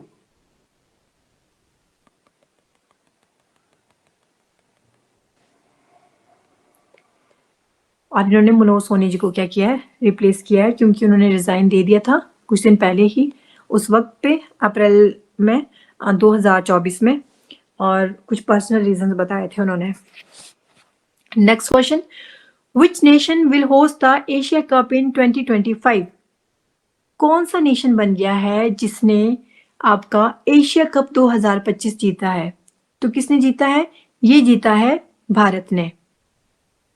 सॉरी, मैंने क्वेश्चन गलत बोला, जीता नहीं, वॉन नहीं था, होस्ट है, सॉरी। क्वेश्चन है which nation will host the Asia cup in 2025, कि जो 2025 में एशिया कप होगा उसको कौन सा नेशन होस्ट करेगा? तो उसे होस्ट करेगा इंडिया। सॉरी, माय अपॉलॉजी, मैंने जल्दी जल्दी में यहाँ पे वॉन पढ़ लिया। तो एशिया कप 2025 को कौन सा नेशन होस्ट करेगा? भारत करेगा। India to host men's Asia cup cricket in 2025। Asia cup 2025 in India will be held in T20 format. कौन से फॉर्मेट में होगा ये? T20 फॉर्मेट में होगा। It will serve as a precursor to the T20 world cup 2026। जो आपका T20 world cup 2026 में होना है, उसका एक प्रीकर्सर की तरह ये क्या करेगा? रोल प्ले करेगा। क्योंकि आपको पता है लास्ट टाइम कहाँ पे हुए थे? T20 वर्ल्ड कप 2024 में हुए थे और साउथ अफ्रीका में हुए थे, और उसको किसने जीता था? उसको जीता था इंडिया ने। ICC Men's T20 World Cup is a biennial 2020 international cricket tournament organized by the International Cricket Council। तो जो आईसीसी की जो मैंस T20 वर्ल्ड कप एक वाइनियल, मतलब कि 2 साल में एक बार होता है, ये आपका 2-2 साल के बाद, जैसे कि 2024 में हुआ था अब नेक्स्ट 2026 में होगा, फिर उससे नेक्स्ट 2028 में होगा। तो इस तरीके से ये होता है, बाइनियल है। और इसको ऑर्गेनाइज कौन करती है? आईसीसी करती है। 2027 का जो एशिया कप है that will be held in ODI format. तो ये ओडीआई फॉर्मेट में होगा आपका, जो 2027 का होगा वो कहाँ पे होगा? बांग्लादेश में। As the 50 over world cup is scheduled in South Africa in the same year. और 2027 में ही आपका जो वर्ल्ड कप होगा 50 ओवर वाला, वो कहाँ पे होगा आपका? वो भी कहाँ होगा? उसी साल में होगा, 2027 में ही होगा, वो होगा आपका साउथ अफ्रीका में। स्पोर्ट्स के क्वेश्चन थोड़े कंफ्यूजिंग होते हैं, इसको थोड़ा सा मतलब आप समझना कि 2-3 प्लेटफॉर्म होते हैं। ओडीआई फॉर्मेट होता है, आपका 50 ओवर वर्ल्ड कप होता है, 2020 होता है, T20 होता है, मतलब कि इसमें 20 ही ओवर होते हैं, है ना? तो ये आपने ध्यान रखना है, इसमें कंफ्यूज नहीं होना है। जो हमने जीता था अभी लास्ट टाइम T20 जीता था हमने, जो 2020 वाला जीता था हमने वर्ल्ड कप 2024 में जो हुआ था, उसको उसमें हमने जीता था, भारत ने जीता था। उसी तरीके से जो हमारा वर्ल्ड कप हुआ था वो हम उसमें तो हम हार गए थे। तो अब जो नेक्स्ट होगा आपका वर्ल्ड कप 50 ओवर वाला, वो कहाँ पे होगा? 2027 में होगा और साउथ अफ्रीका उसको होस्ट करेगा, ये आपने ध्यान रखना है। और उसी साल 2027 में एशिया कप होगा ओडीआई फॉर्मेट में, और वो कहाँ पे होस्ट होगा? वो कौन होस्ट करेगा? बांग्लादेश होस्ट करेगा। Next question. According to Kantar's brand footprint report, which brand has been ranked as the top in home biscuit brand for 12 consecutive year? बोल रहे हैं कि पिछले 12 साल से लगातार कौन सी बिस्कुट की ब्रांड है जिसको हर घर घर में पाया जा रहा है, या फिर वो घरों की फेवरेट रही है? और ये बात कौन बोल रहा है? कंतार ब्रांड फुटप्रिंट रिपोर्ट। कंतार ब्रांड की एक रिपोर्ट आती है, उसके अकॉर्डिंग उन्होंने बोला जो पार्ले जी है, जिसके लिए ऐड भी आती है कि पार्ले जी जो है पिछले 12 साल से लगातार हर घर की पसंद है, तो उसको top in home biscuit brand का दर्जा दिया गया है। Google, Tata Motors, Amazon, Jio and Apple ranked as the most inclusive brand in India. और कंतार स्टडी ने साथ में ये बोला कि जो गूगल है, टाटा मोटर्स है, अमेजन है, जियो है और एप्पल है, ये भी भारत की कैसी रही है? मोस्ट इंक्लूसिव ब्रांड रही है। In the global index of the world's most inclusive brands, Kantar ranked Google, Amazon, Nike, Dove and McDonald is in its global top 5। Top 5 की बताइए आपकी। नंबर 1 पे Google, then Amazon, then Nike, then Dove, then आप इसके बाद McDonald. Parle remains the top in home biscuit brand for 12 years in a row, according to Kantar's brand footprint report. Next question. According to the RBI report, which industry is reported to be the most vulnerable to cyber attacks in India? RBI के according कौन सी industry है जिसमें माना जा रहा है कि वो सबसे ज्यादा खतरे में है साइबर अटैक से। अगर साइबर अटैक इंडिया के अंदर हो रहे हैं तो वो वाली इंडस्ट्री है मोस्ट वल्नरेबल। तो वो कौन सी है? वो है आपकी ऑटोमोटिव। ऑटोमोटिव को बताया जा रहा है कि सबसे ज्यादा खतरे में है साइबर क्राइम से। India's average data breach cost topped $2 million in 2023 RBI report. RBI की जो रिपोर्ट है उसके तहत बोला गया है कि देखो जितना ज्यादा आपको पता हम लोग डिजिटलाइज हो रहे हैं, हर चीज हम ऑनलाइन कर रहे हैं, ट्रांजैक्शन ऑनलाइन कर रहे हैं, कोई घर के छोटे मोटे बिल भरने हैं वो हम ऑनलाइन भर रहे हैं। तो उससे क्या हो रहा है, ब्रीचिंग भी उतनी ज्यादा हो रही है। आपको पता है कि आपकी फिशिंग अटैक्स बहुत हो रहे हैं, आपका डाटा चुराया जा रहा है ना, साइबर क्राइम अटैक बढ़ गए हैं।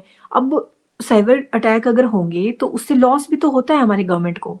तो उसी की बात की गई है कि इतना ज्यादा डाटा ब्रीच हो गया है और जिसकी कॉस्ट हमारी सरकार को भरनी पड़ रही है। और आरबीआई की रिपोर्ट के तहत 2023 में $2 million हमें मतलब हमारी गवर्नमेंट को भरने पड़े। इतना डाटा ब्रीच हुआ लगभग। The average cost of a data breach in India jumped 28% between 2020 to 2023, reaching $2.18 million, according to RBI report on currency and finance. तो यही बात बोली जा रही है कि 2020 है और 2023 है, तो दोनों में देखो कितना ज्यादा जंप देखने को मिल रहा है कि आपका 28% ज्यादा जो डाटा है ब्रीच हुआ है आपका। क्योंकि जितनी ज्यादा 2020 में इतनी ज्यादा नहीं थे ना डिजिटलाइजेशन, अब ज्यादा हो रही है, डे बाय डे और हो रही है और हो रही है, इन फ्यूचर और ज्यादा होगी। उसके लिए हमें क्या करने पड़ेंगे, जो भी अपने सिक्योरिटी रिव्यू वगैरह वो स्ट्रॉन्ग बनाने पड़ेंगे ताकि उनको इजिली कोई ब्रीच ना कर सके। The industry-wise distribution of cyber attacks shows that the automotive industry is the most vulnerable to such incident. और सबसे ज्यादा देखने को मिल रहे हैं, बोल रहे ऑटोमोटिव इंडस्ट्री के अंदर। The banking and financial service sector, governed by well-defined regulations, is relatively protected from such attack. लेकिन बोलते हैं इसमें सबसे कम कौन है जिसको मतलब जिसका सबसे जिसके ऊपर मतलब कि आपके जो साइबर अटैक हो रहे हैं उसका सबसे कम इम्पैक्ट देखने को मिल रहा है बैंकिंग और फाइनेंशियल सर्विस सेक्टर में। कैसे मिल रहा है? क्योंकि बोलते हैं वहां पे ना आपके रूल्स रेगुलेशन बहुत है, प्रोटेक्शंस बहुत है।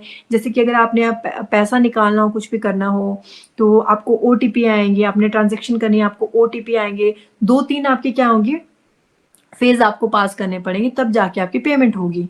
तो वहां पे इजीली नहीं हो पाता है। लेकिन जो आपको ऑटोमोटिव वाली इंडस्ट्री है वहां पे बहुत इजीली मतलब वो सबसे ज्यादा थ्रेट में है। फिर phishing attacks are most common with the 22% share, followed by 16% for stolen and compromise credentials.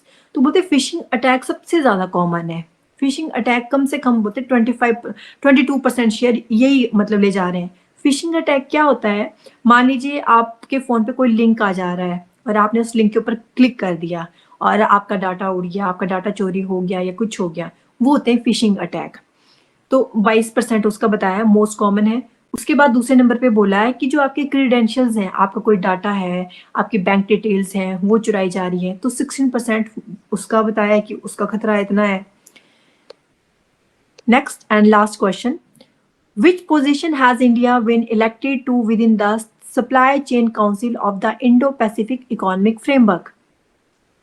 पूछा जा रहा है कि जो आपका इंडो पैसिफिक इकोनॉमिक फ्रेमवर्क है उसमें जो भारत है, भारत का क्या उसमें पोजीशन रही है, क्या पोजीशन को दी गई है आपके पूरा जो सप्लाई चेन काउंसिल है इंडो पैसिफिक इकोनॉमिक फ्रेमवर्क की। तो उसमें हम लोग रहे हैं वाइस चेयर। हमारी पोजीशन क्या रही है? Vice chair. India was elected as the vice chair of the Supply Chain Council of the Indo-Pacific Economic Framework (IPEF).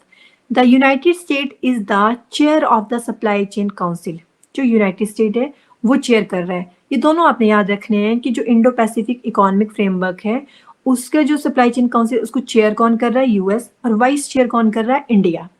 How was India elected?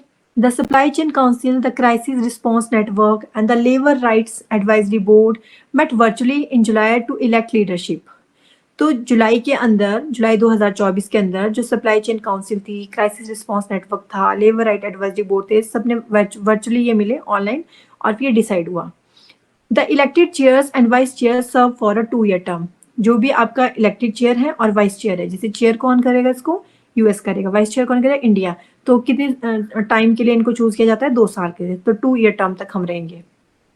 What is supply chain council? क्या है ये supply chain council?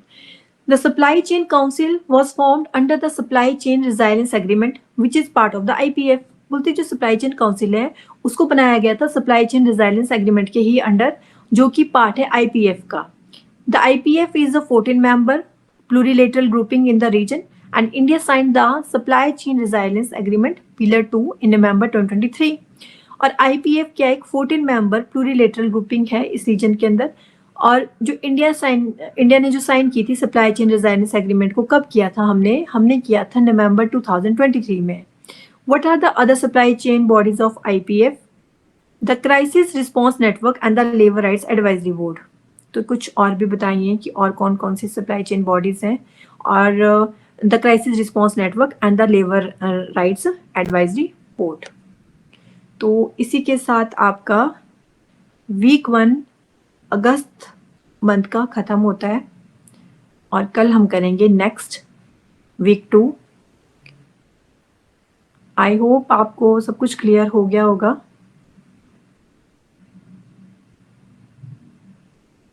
एक बार full पूरे के पूरे week का revise कर लें इन शॉर्ट, जितनी भी आपके टोटल पूरा वीक 1 हेडिंग करेंगे हम फटाफट से। ओके, स्टार्ट करते हैं। फर्स्ट क्वेश्चन हमने किया था कि जो आरबीआई का जो डीपीआई वैल्यू है वो कितना रहा 31 मार्च 2024 तक? वो रहा 445.5। तो ये आपने याद रखना है। सेकेंड क्वेश्चन हमने किया था which country has recorded the world's first ever death from the Oropouche virus? जो ओरोपॉच वायरस आया था उससे कौन से देश में सबसे पहले मृत्यु हुई है? तो ब्राजील में हुई है। ब्राजील कहाँ पे था आपका, कौन से कॉन्टिनेंट में? South America. और जो मीजीज और मस्कीटो थे वो इसको क्या कर रहे थे, फैलाने का काम कर रहे थे। और ऐसा नहीं है कि ये वायरस पहली बार आया था, ये वायरस आपका ऑलरेडी पहले 1955 में ट्रिनिडेड एंड टोबैगो के अंदर ऑलरेडी डिस्कवर किया गया है। और ट्रिनिडेड और टोबैगो भी कहाँ पे है आपका, साउथ अमेरिका के ही अंदर है। फिर थर्ड क्वेश्चन हमने किया था in which event did Manu Bhaker and Sarabjot Singh win a bronze medal at the Paris Olympic? तो इन्होंने जीता था मिक्स 10 मीटर एयर पिस्टल में। तो दोनों ही शूटर हैं। मनु भाकर जो है 2024 में जो ओलंपिक हुए उसमें 2 मेडल लेके आई थी, एक सिंगल कैटेगरी में एक डबल की कैटेगरी में, दोनों ही ब्रॉन्ज थे। तो डबल में वो किसके साथ थी, सरबजोत सिंह जी के साथ थी। और कौन सी कैटेगरी में इन्होंने जीता था, मिक्स 10 मीटर एयर पिस्टल। तो ये दोनों थे। साथ ही में ये क्लोजिंग सेरेमनी की फ्लैग वेयर भी थी मनु भाकर जी। नेक्स्ट क्वेश्चन हमने किया था what is the primary theme of the STI conclave on traditional knowledge for sustainable livelihood? तो ये था आपका strengthening competencies in digitisation, preservation and protection of traditional knowledge, intellectual property and people's right. की जो भी आपकी प्राइमरी थीम है STI conclave की वो क्या थी कि जो आपका जो ट्रेडिशनल नॉलेज है उसको कैसे अपने कैरी फॉरवर्ड करना है, कैसे उसी से आपने फर्दर जो डिजिटाइजेशन करनी है और आपका जो मॉडर्नाइजेशन है और जो आपका पुराना वक्त है, ट्रेडिशनल नॉलेज है, उन दोनों को कैसे आपने साथ में कैरी फॉरवर्ड करना है, उसके ऊपर काम किया जाएगा। नेक्स्ट क्वेश्चन था who is the author of the book call of the गिर? कॉल ऑफ द गिर आपने कॉल किया किसी को, किसको किया था आपने कॉल? परी को। कहां से किया था, गिर से। तो कॉल ऑफ द गिर किसकी बुक के ऑथर कौन थे आपके? परिमल नथवानी। नेक्स्ट क्वेश्चन किया था for what remarkable contribution was union minister Jitendra Singh honoured with the life time achievement award? तो ये हमने बड़े अच्छे से पढ़ा था कि diabetology, diabetes care and research के लिए इनको दिया गया था लाइफ टाइम अचीवमेंट अवार्ड। इन्होंने बहुत अच्छे से काम किया था और ये है हमारे सेंटर में जितेंद्र सिंह जी। नेक्स्ट क्वेश्चन था who has been CMD of the SIDBI? Most important. तो ये कौन थे? मनोज मित्तल जी थे, बन गए थे आपके सिडवी के CMD. Next question which country won the women's T20 Asia cup 2024? तो जो आपका विमेन का T20 एशिया कप हुआ उसको किस देश ने जीता था? श्रीलंका ने जीता था। और हराया किसको था? इंडिया को। और इसमें प्लेयर ऑफ द सीरीज कौन रही थी? चमारी अथपथातू। नेक्स्ट क्वेश्चन था who has been conferred the V Venkaiah epigraphy award for 2024? ये बहुत इजी था, मैंने कहा था सिंपल है। अवार्ड में भी वीवी है और आंसर में भी वीवी होगा। तो अवार्ड का नाम है वी वेंकैया एपिग्राफी अवार्ड। जीतने वाले थे we Vedachalam, doctor V Vedachalam. और ये आपके तमिल एपिग्राफर थे। एपिग्राफर क्या कौन होते हैं? जो भी आपकी जो स्क्रिप्शंस वगैरह होते हैं इनको स्टडी करते हैं। नेक्स्ट क्वेश्चन था विच support is Ashwini Ponnappa associated with? तो आप सबको पता है अश्विनी पोनप्पा क्या खेलती हैं? बैडमिंटन खेलती हैं। और ज्वाला गुट्टा जी के साथ इनकी जो जोड़ी थी वो बहुत ज्यादा फेमस भी हुई थी। नेक्स्ट क्वेश्चन किया था कि जो चेयरमैनशिप कौन से देश को दे दी गई है एडीपीसी की 2024-25 के लिए। एडीपीसी क्या है आपका? Asian disaster preparedness centre. तो जो एशियन डिजास्टर प्रिपेयरनेस सेंटर की चेयरमैनशिप किसको दे दी गई है 24-25 के लिए? हमारे प्यारे भारत को दे दी गई है। उससे पहले चाइना के पास थी, अब हमें दे दी गई है। नेक्स्ट क्वेश्चन था which bank is a partner in the joint venture with Tata Consultancy Services to form CH technology. तो ये था हमारा प्यारा SBI, state bank of India ने टीसीएस के साथ एक ज्वाइंट वेंचर किया है और सीएच टेक्नोलॉजी को उन्होंने क्या किया? तैयार किया है। जो क्या करता था पूरा सिक्योरिटी रिव्यू ऑलरेडी था ये, और लेकिन एनपीसीआई ने इसको बीच में वो बोल सकते हो आप बैन कर दिया था क्योंकि उनको थोड़े सा सिक्योरिटी थ्रेट वगैरह हो गए थे। फिर उन्होंने पूरा उसको रिव्यू किया और दोबारा से वो सीएच टेक्नोलॉजी को लेके आए। सीएच टेक्नोलॉजी की सिंपल सी होती है, आप पेमेंट करते हो है ना। एनपीसीआई क्या है? National payment corporation of India. आप यूपीआई के थ्रू पेमेंट कर रहे हो तो बीच में जितनी भी जो प्रोसेसिंग हो रही है वो सीएच टेक्नोलॉजी के थ्रू होती है। तो उसके लिए एसबीआई और टीसीएस के बीच में ज्वाइंट वेंचर हुआ है। नेक्स्ट क्वेश्चन है who has been officially assume the role of the 22nd director general of Assam rifle. तो मैंने बताया था विकास जी क्या कर रहे थे? असम में राइफल लेके लकीर लगा रहे थे।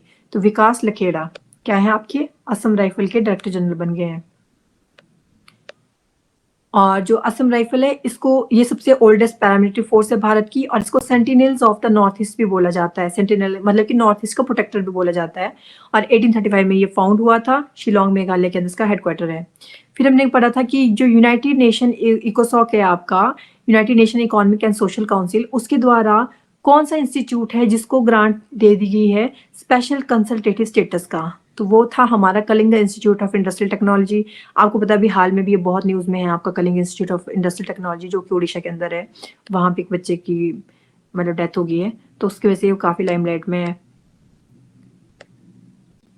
और जो आपका ये कलिंग इंस्टीट्यूट ऑफ टेक्नोलॉजी है ये बड़ा इंपॉर्टेंट है क्योंकि इन्होंने यूएन वॉलंटियर के साथ एमओयू भी किया है, मेमोरेंडम ऑफ अंडरस्टैंडिंग भी किया हुआ है, जो कि किसी भी साउथ एशिया की किसी भी यूनिवर्सिटी के द्वारा, कोई भी प्राइवेट यूनिवर्सिटी के द्वारा किया जाने वाला सबसे पहला इनिशिएटिव है। उसके बाद नेक्स्ट क्वेश्चन किया था हमने India at the rate 100 investing tomorrow economic power house. तो इसके ऑथर कौन है? तो पावर हाउस उसी के पास है आज की डेट में जिसके पास सुबह सुबह मनी आती है, तो केवी सुब्रमण्यन। नेक्स्ट क्वेश्चन किया था और ये बड़ा इंपॉर्टेंट था। ये बात कर रहे थे जो इंडिया ने बोला है कि 2047 तक हमने भारत की जो इकोनॉमी है वो 55 ट्रिलियन डॉलर यूएस डॉलर करनी है। तो उसके बारे में उन्होंने बताया था कि कैसे इंडिया अचीव कर सकता है अपने टारगेट को, तो वो बात की थी इन्होंने पावर हाउस में। नेक्स्ट क्वेश्चन है आपका विच ऑर्गेनाइजेशन लॉन्च था वर्चुअल असिस्टेंट सेवा फॉर इन्वेस्टर्स। तो ये कौन था आपका? सेवी था। मैंने आपको बोला था सेवी और सिडवी में कंफ्यूज नहीं होना है। सिडवी आपका अलग है और सेवी आपका अलग है। तो सेवी क्या होता है आपका? Security and exchange board of India, ये स्टॉक मार्केट को देखते हैं। और जो सिडवी है आपका वो क्या करता था? फाइनेंस करता था जो भी आपके एमएसएमई सेक्टर्स हैं उनको।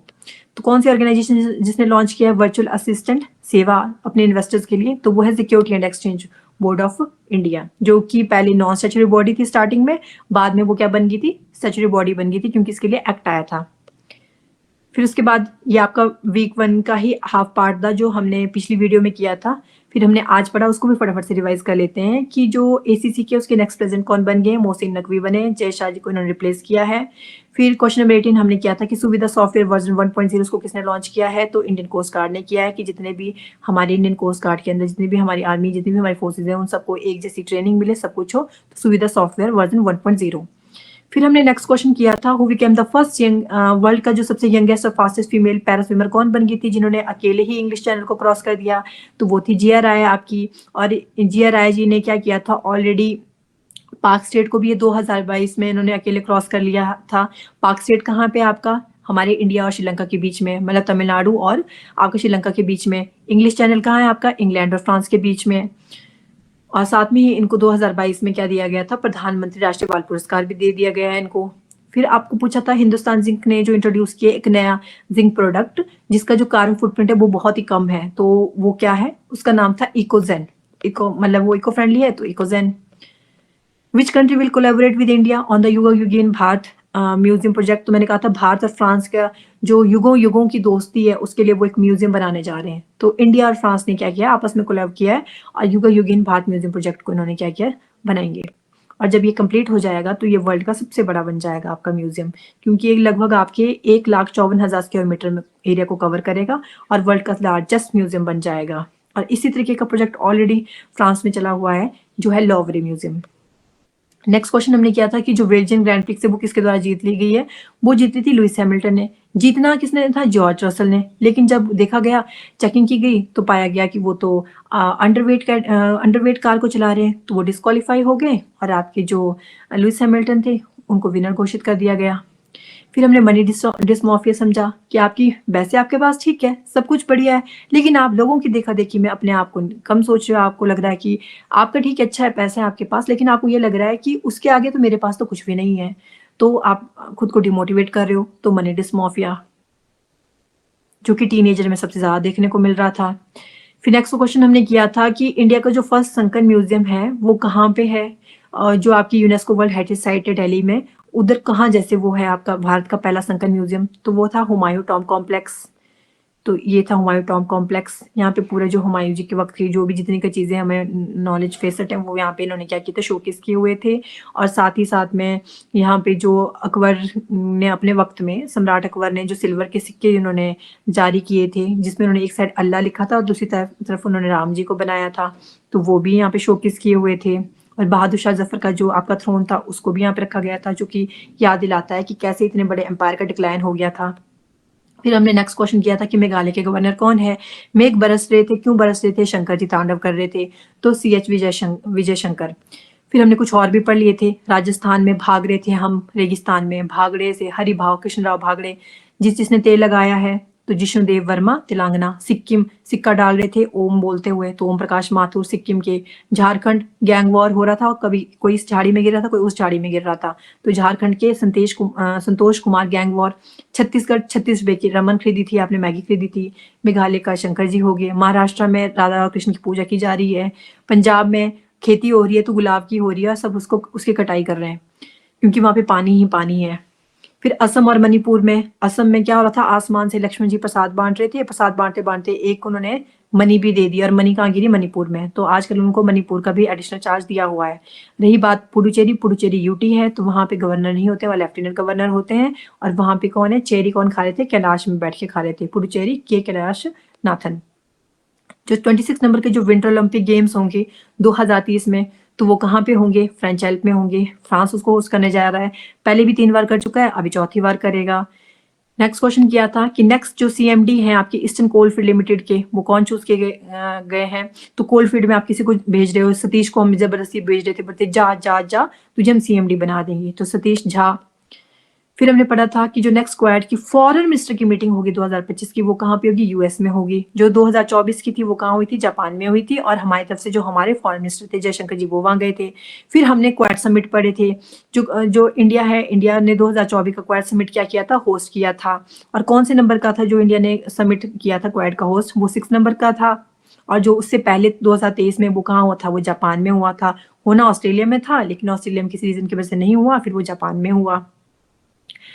फिर उसके बाद नेक्स्ट क्वेश्चन हमने किया था कि जो इसरो लैंडस्लाइड एटलस अपना जारी करता है, उसके अकॉर्डिंग उन्होंने कौन सी डिस्ट्रिक्ट बताई नंबर 1 पे खतरे में, जहां सबसे ज्यादा लैंडस्लाइड होंगे या हो सकते हैं, वो है आपका रुद्रप्रयाग। रुद्रप्रयाग कहाँ पे है आपका, उत्तराखंड के अंदर है। और उसके साथ ही उन्होंने बोला कि केरल की 13 डिस्ट्रिक्ट ऐसी हैं जो टॉप 50 में आती हैं, वो भी खतरे की घंटी है। फिर नेक्स्ट क्वेश्चन हमने किया था कि टाइगर डे के बारे में, बहुत important question, one of the most important question, कि इंटरनेशनल टाइगर डे कब होता है, 29 जुलाई को होता है। 2010 में हमने इसको पहली बार बोला था, जब आपका समिट हो रहा था, टाइगर समिट कहाँ पे हो रहा था, सेंट पीटर्सबर्ग में हो रहा था, जो कि कहाँ है, रशिया के अंदर हो रहा है। तो डिक्लेयर किया गया कि हम हर साल 29 जुलाई को टाइगर डे मनाएंगे। अभी प्रेजेंट में इंडिया के अंदर 55 टाइगर रिजर्व है, और प्रोजेक्ट टाइगर आया था 1973 में। और साथ ही साथ में भारत की में 75% टाइगर पाए जाते हैं पूरे वर्ल्ड की, तो सबसे ज्यादा श्रेय मतलब कि हमारे यहाँ भारत को है। और ये खतरे में है, तो इसलिए इनको एंडेंजर कैटेगरी में डाला गया है, ICN स्टेटस। और जो इंडिया में टाइगर पाया जाता है उसका साइंटिफिक नेम होता है पैंथरा टाइग्रिस टाइग्रिस। वैसे सिंपल पैंथरा टाइग्रिस होता है, लेकिन जो इंडिया का है वो पैंथरा टाइग्रिस टाइग्रिस, 2 स्पीशीज लग जाती है आगे। साइट्स के अपेंडिक्स 1 में आता है ये। और फिर हमने सब स्पीशीज देखी थी कौन कौन सी हैं। फिर नेक्स्ट क्वेश्चन हमने किया था कि जो जम्मू कश्मीर के अंदर जो अर्बन लोकल बॉडीज है, उन बात की गई है कि उनको ना वहां पे OBC को क्या देना है, रिजर्वेशन देना है हमने अर्बन लोकल बॉडी में। तो उसके लिए कमेटी बैठी, कमेटी के एक हेड बैठे बने, तो कौन बने, जे से जम्मू, जे से जनक राज कोटवाल, तो जस्टिस जनक राज कोटवाल बन गए थे। फिर उसके बाद हमने नेक्स्ट क्वेश्चन किया कि जो ब्रेकिंग रॉक्स एंड बैरियर्स है उसके ऑथर कौन है, तो कौन सब कुछ ब्रेक कर रही थी गुप्त तरीके से? सुदीप्ता सेनगुप्ता। नेक्स्ट क्वेश्चन हमने किया कि लाओपीडिया ने अभी हाल ही में 2 पोस्टेज स्टैम्प रिलीज की, जिसमें से एक में उन्होंने श्री रामलला की फोटो लगाई है और दूसरी में उन्होंने लॉर्ड बुद्धा की लगाई है। तो जो उसकी थीम क्या रही? उसकी थीम ये रही, अगर वो रामलला जी की लगा रहे हैं, वो भी हमारे अयोध्या वाले, तो वो भारत के साथ अपने कल्चरल हेरिटेज को शेयर कर रहे हैं, सेलिब्रेट कर रहे हैं। तो celebrating shared culture heritage of Lao PDR and India. हम रामायण पढ़ते हैं, वो रामकीन पढ़ते हैं, तो मिलता जुलता कल्चर है हमारा। और लाओस की कैपिटल वियनचेन है, करेंसी लाओ है, और इंडिया की तरफ से एम्बेसडर कौन थे जिनको हम शांत कर रहे थे? प्रशांत अग्रवाल। फिर नेक्स्ट क्वेश्चन हमने किया था कि भारत के अंदर कौन सी जगह पे पहली बार नाइट स्ट्रीट रेसिंग भी हुई? तो वो चेन्नई के अंदर हुई, रात में भी वहां पे स्ट्रीट रेसिंग हुई। फिर नेक्स्ट क्वेश्चन हमने किया कि जो आर्मी के अंदर किसने अपनी साधना की थी कि ऐसी फीमेल जो भारत की अब सबसे पहली फीमेल बन गई है अपनी साधना की वजह से, जिनको इंडियन आर्मी का डीजी बना दिया गया है, मेडिकल सर्विसेज जो होती है आर्मी के अंदर, उसका डायरेक्टर जनरल बना दिया गया है। तो वो थी आपकी साधना सक्सेना नैयर, लेफ्टिनेंट जनरल साधना सक्सेना नैयर। तो ये थी आपकी लेफ्टिनेंट जनरल साधना सक्सेना नैयर। फिर हमने नेक्स्ट क्वेश्चन किया था कि यूपीएससी की चेयरपर्सन, तो यूपीएससी वही क्रैक कर सकता है जिसको बहुत प्रीति हो प्यार अपने पढ़ाई से, तो प्रीति सूडान।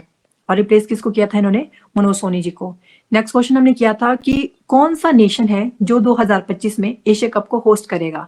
तो कौन करेगा इसको होस्ट? इसको होस्ट करेगा हमारा प्यारा भारत। एशिया कप 2025 को कौन होस्ट करेगा? हमारा प्यारा भारत करेगा। तो ये ध्यान रखना है कि जो आपके T20 है ये हर 2-2 साल के बाद होते हैं, और जो आपका 50 ओवर वाला वर्ल्ड कप होता है ये 4 साल के बाद होता है। और जो आपका 2027 में अब होगा आपका 50 ओवर का वर्ल्ड कप, तो वो कहाँ पे होगा? साउथ अफ्रीका के अंदर होगा। फिर नेक्स्ट क्वेश्चन हमने किया था कि कंतार एक है, पूरी कंतार एक ब्रांड है जो फुटप्रिंट रिपोर्ट पूरा बताती है कि किसने टॉप किया है किस चीज में। तो कंतार के अकॉर्डिंग उन्होंने एक रिपोर्ट दी है और बोला कि पिछले 12 साल से लगातार आपकी जो हर घर का फेवरेट बिस्किट रहा है वो पार्ले जी रहा है, और गूगल नंबर 1 पे रहा है आपका। अगर साइट्स की बात की जाए जिसपे सबसे ज्यादा लोगों ने काम किया इंक्लूसिव ब्रांड में, तो इंक्लूसिव ब्रांड के अंदर गूगल नंबर 1 पे आया है, then Amazon, then Nike, then Dove, then McDonald. Next question हमने किया था कि आरबीआई की रिपोर्ट के अकॉर्डिंग कौन सी इंडस्ट्री है जिसको सबसे ज्यादा खतरा है साइबर अटैक से? तो वो ऑटोमोटिव थी। और जो बैंकिंग वाला था उसको सबसे सेफ बताया गया था, ये बोला गया था कि वहां पे बहुत सारे आपकी प्रोटेक्शंस होती हैं उस वजह से वो सेफ है, लेकिन ऑटोमोटिव सबसे ज्यादा खतरे में है। फिर फिशिंग अटैक भी बताया था कि काफी ज्यादा बहुत कॉमन हो गए। आपको तभी तो बोलते हैं ना, कोई भी लिंक आता है उसके ऊपर क्लिक मत करो, जैसे आपने क्लिक किया आपका डाटा उड़ गया या आपका फोन हैंग हो गया, कुछ भी हो जाता है। फिर हमने एक लास्ट क्वेश्चन किया था कि आपका इंडो पैसिफिक इकोनॉमिक फ्रेमवर्क है, तो उसमें जो इंडिया है, इंडिया को कौन सी पोजीशन दी गई है, क्या इलेक्ट किया गया है supply chain council of the Indo Pacific economic framework का? तो हमें चूज किया गया था वाइस चेयर, और चेयर बन गया था आपका यूएस। तो इसी के साथ आपका वीक 1 अगस्त मंथ का कंप्लीट होता है। जितनी भी न्यूज थी सारी आपकी कवर हो गई हैं, आप अच्छे से रिवीजन कर लेना। एक बारी हमने अभी भी रिवीजन कर लिया, और मिलते हैं हम कल नेक्स्ट क्लास में। Thank you.